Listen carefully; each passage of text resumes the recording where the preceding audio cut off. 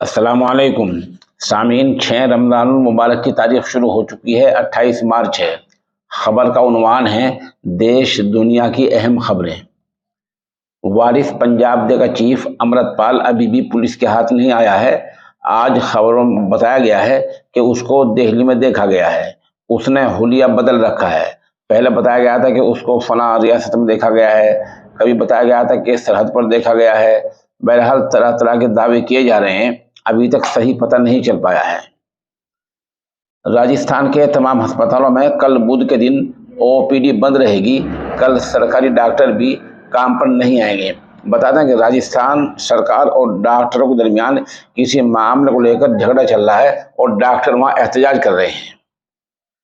हरियाणा के वजीर संदीप सिंह के खिलाफ खातीन तंजीमों ने आज दिल्ली के जंतर मंतर पर धरना दिया है। वजीर पर खातून खिलाड़ी के साथ छेड़छाड़ का इल्जाम है। सरकार इस वजीर को गिरफ्तार नहीं कर रही है। इन तंजीमों ने 30,000 औरतों के दस्तखतों के साथ एक मेमोरेंडम भी सदर जमहूरिया को भेजा है। बता दें कि हरियाणा सरकार ने अपने वजीर संदीप सिंह से खेल का महकमा तो वापस ले लिया है, लेकिन ओहदा वापस नहीं लिया है और न ही वजीर को गिरफ्तार किया गया है। जांच की बात कही जा रही है। उधर मेरठ में यानी उत्तर प्रदेश के मेरठ में नंदन सिनेमा के सामने सुनार का बड़ा शोरूम है, जहां बदमाशों ने देर रात 10 फीट गहरी सुरंग खोदकर लाखों रुपए मालियत के सोने चांदी के जेवरात चुरा लिए हैं। है ना अजीब मामला। 10 फीट गहरी सुरंग खोदी, चोर शोरूम में पहुंचे और लाखों रुपए के जेवरात चुराकर चंपत हो गए। पुलिस अफसर वहां पहुंचे तो मुश्तइल लोगों ने गो बैक के नारे लगाए, वापस जाओ वापस जाओ वापस जाओ। ये शोरूम पीयूष गर्ग का है। उधर साबिक वजीर आला अखिलेश यादव ने कहा है कि आइन और दस्तूर बचाने के लिए 2024 का आम चुनाव आखिरी चुनाव है। लग रहा है कि ईवीएम से ही बीजेपी को हराना पड़ेगा। आगरे से खबर आ रही है कि आगरा लखनऊ एक्सप्रेस वे पर कल 29 मार्च को आमदोरफ्त मुतासिर रहेगी, यानी आना जाना दुश्वार रहेगा और एक तरह से ठप सा रहेगा, क्योंकि इस रोड पर कल कुछ बिजली के तारों का काम होना है। उधर 6 खातून की इज्जत लूटने, 13 लोगों को कत्ल करने और एक बच्ची को खाई में फेंकने वालों को कैसे छोड़ा गया, इस सवाल के साथ सुप्रीम कोर्ट ने उन 11 लोगों की फाइल मांगी है जिनको गुजरात सरकार ने वक्त से पहले जेल से छोड़ दिया था। मुल्क भर में 18 ऐसी कंपनियों के लाइसेंस आज दिन में रद्द किए गए हैं जो नकली दवाइयां बना रही थी। सरकार को चाहिए कि वो जिला और कस्बे की सतह पर छानबीन करे, क्योंकि बहुत सारे मेडिकल स्टोरों पर एक्सपायर और नकली दवाइयां फरोख्त हो रही हैं।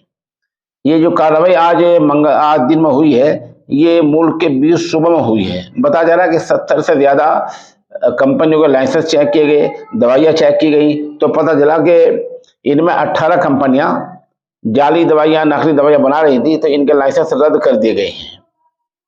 उधर बिहार के जिला गोपालगंज के थाना बेंकुटपुर के राजापट्टी बाजार में ग्रामीण बैंक में बदमाश हथियार की नोक पर घुस गए और लाखों रुपए लूट कर फायरिंग करते हुए भाग गए। अभी तक इन खबर बोले जाने तक कोई गिरफ्तारी अमल में नहीं आई है। दिन में उम्र कैद की सजा पाए अतीक अहमद के बारे में खबर मिली है कि पुलिस उसको दोबारा उत्तर प्रदेश से साबरमती जेल यानी गुजरात लेकर जा रही है। बता दें कि आज दिन में एक अदालत ने अतीक अहमद को अगवा के मामले में उम्र कैद की सजा सुनाई है। अतीक अहमद को अब पुलिस यहां से लेकर निकल चुकी है और गुजरात जा रही है। गैर मुल्की कुछ खबरें सुन लें।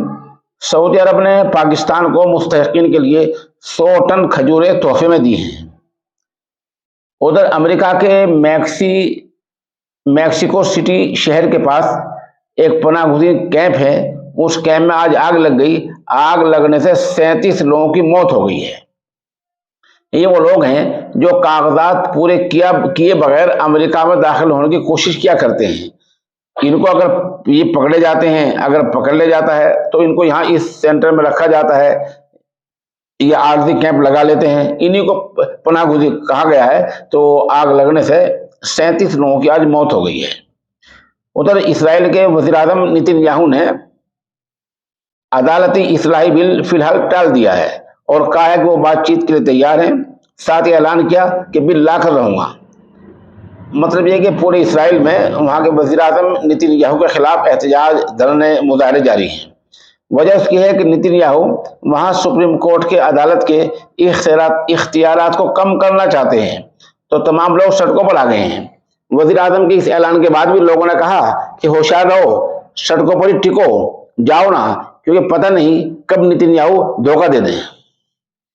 उधर सऊदी अरब में उम्रा करने वालों को लेकर जा रही बस पलट गई है, जिसमें 20 अफराद शहीद हो गए हैं और 29 जख्मी हुए हैं।